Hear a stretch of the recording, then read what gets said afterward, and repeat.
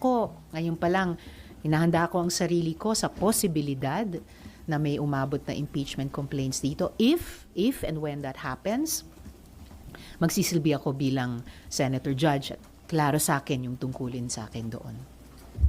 Sa batas, pwedeng arestuhin ang senador. Basta't hindi covered ng mas mababa sa 6 na taong pagkakabilanggo bilang parusa at basta't hindi in session ang Senado. Ang sinasabi lang po namin ni Senate President ay ang naging tradisyon, ang tradisyon ay hindi inaaresto ang senador dito habang may sesyon.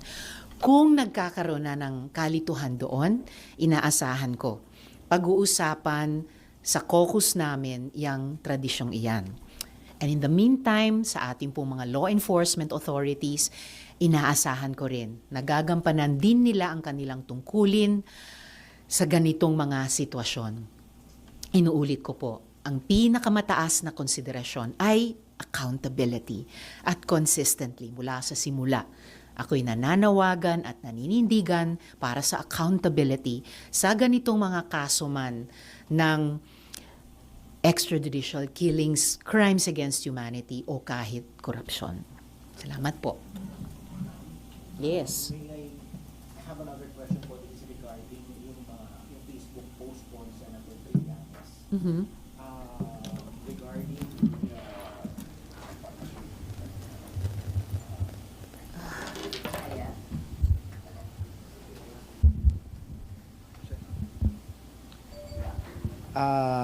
this is supposedly regarding the infighting within your ranks, or not naman infighting, but this apparent disagreement or conflict between the camp of or the sides of Senator Bam, VP Lenny, and this is in regards surrendering the former president to the ICC. Supposedly, VP Lenny and Senator Bam made some comments na hindi nila noon, nung 2022 campaign, na hindi nila papadala si former President Digong sa The Hague kahit na may ICC warrant of arrest.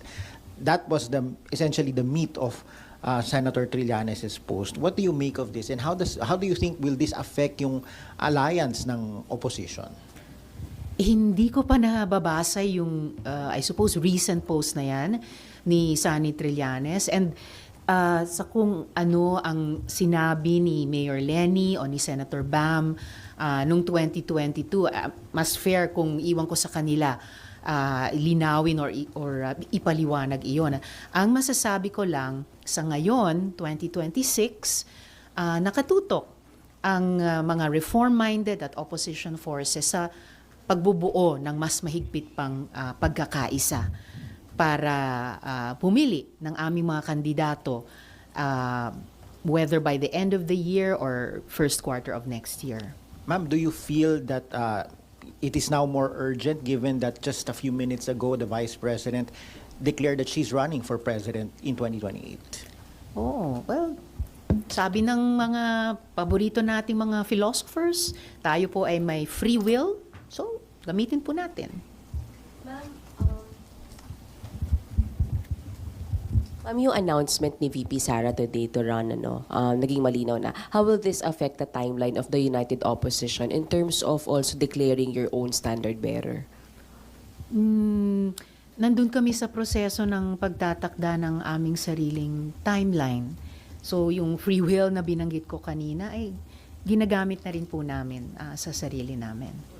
So, it remains that you will announce by end of the year or first quarter of 2027. Tama po ba? Yun yung task that we have set ourselves.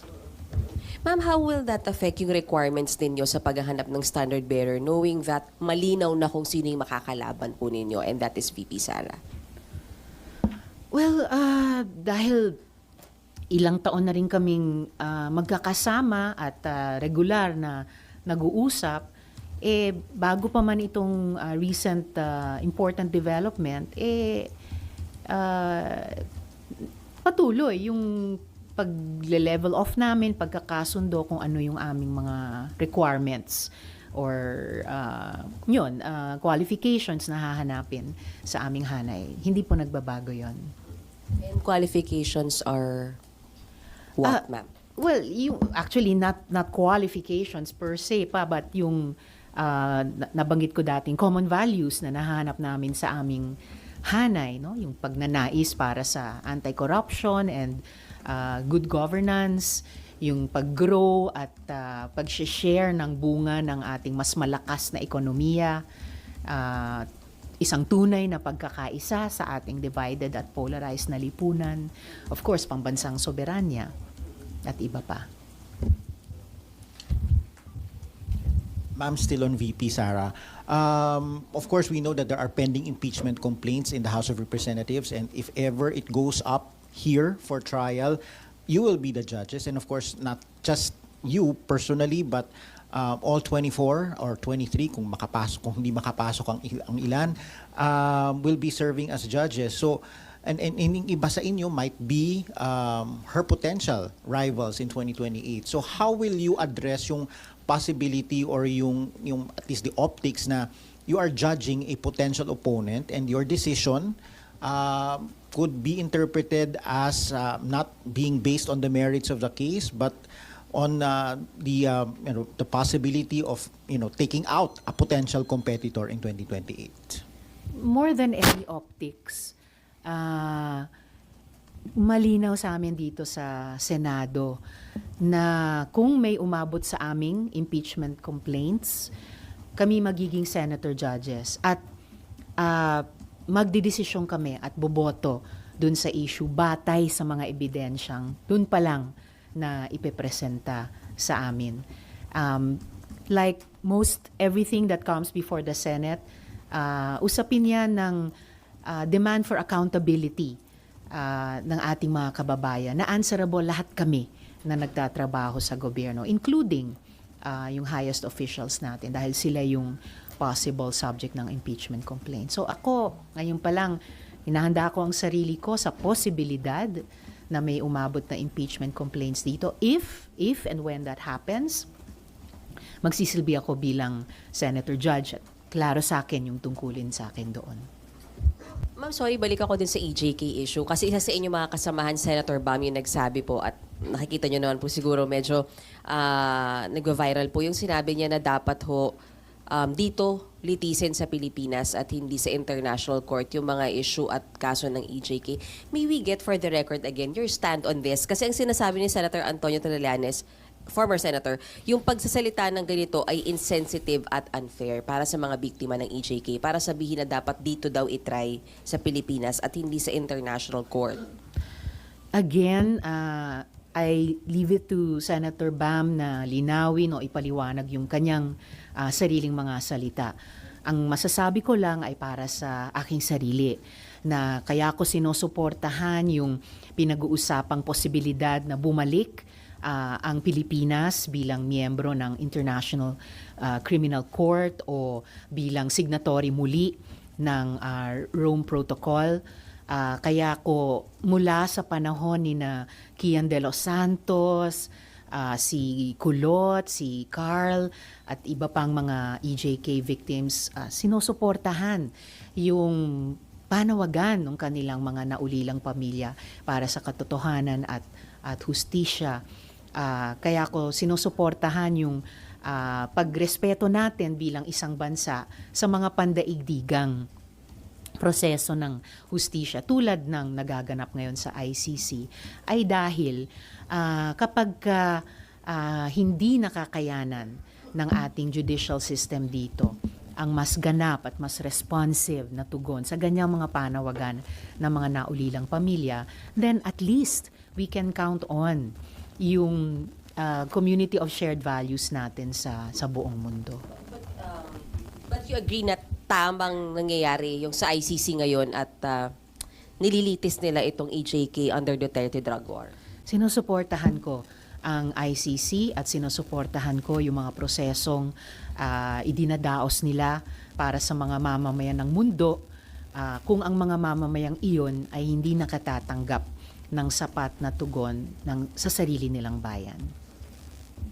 Ma'am, si Senator Ping po, Senate President pro tempore, meron po siyang view na kailangan po mayroong local court order for the ICC, for any ICC warrant to be implemented. In light nga po nung pinangalan ng co-respondent sila Senator Bato and Senator Bongo, do you share this view or ano po yung stand niyo on this? Kailangan ba ng local court order? I'm almost sure mapag-uusapan din yan sa caucus namin. Bilang miyembro ng Senado, importante sa akin syempre yung dignidad ng Senado bilang institusyon at inuulit ko muli sa lahat ng mga ganitong issue, ang pinakamataas na konsiderasyon, pinakamataas sa lahat ay yung accountability. So ma'am, paano po namin ma-view yung stand niyo po on it right now? Your personal opinion on it?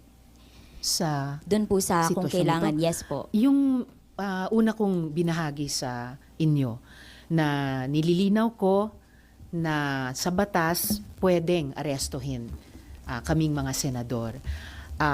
Ang sinasabi lang namin ni Senate President Soto ay tradisyon na hindi inaaresto ang senador dito sa Senado pag in session kami. Given na kung ang krimen na i-allege or ina-allege ay hindi lalampas sa 6 na taon na pagkabilanggo kung makonvict ang sino man sa amin. Ano pa yung nabanggit ko kanina? And in the meantime, I expect na yung mga law enforcement authorities gagawin din ang kanilang tungkulin. And yun na nga, naglulook forward ako sa caucus namin mga senador tungkol sa lahat ng mga isyong ito. At sa lahat-lahat, sa mga isyong ito, ang pinakamataas para sa akin ay walang iba kundi accountability. Just in case lang, ma'am, ang kaparusahan ay more than 6 years and Senate is not in session. So you believe the senators, Senator Bato and Senator Senator Bato and Senator Bongo could be arrested? Ayon sa batas, kung hindi kami in session at kung yung ina-allege na krimen ay above 6 years of imprisonment kung makonvict, pwede kaming arestuhin. May we know kung kailan po yung caucus? Today po ba siya or?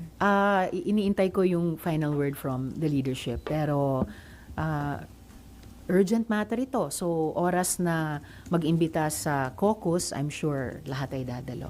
Gano'ng kahalaga, ma'am, na magkaroon na kayo ng consensus as early as now, even if wala pa namang nakikitang possible warrant of arrest from ICC?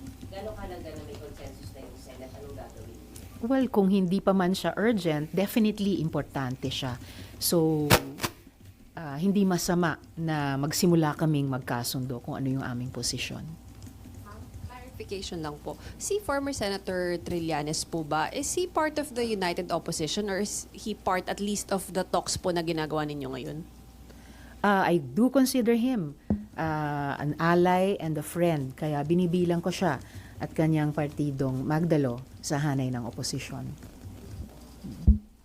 Ma'am, one question lang. Now that na in-announce ni VP Sara yung pagtakbo niya, and sinabi niyo po kasi sa isang interview, if I recall sa TV5 yata, sinabi niyo na siya yung pinakamalakas so far na kandidato.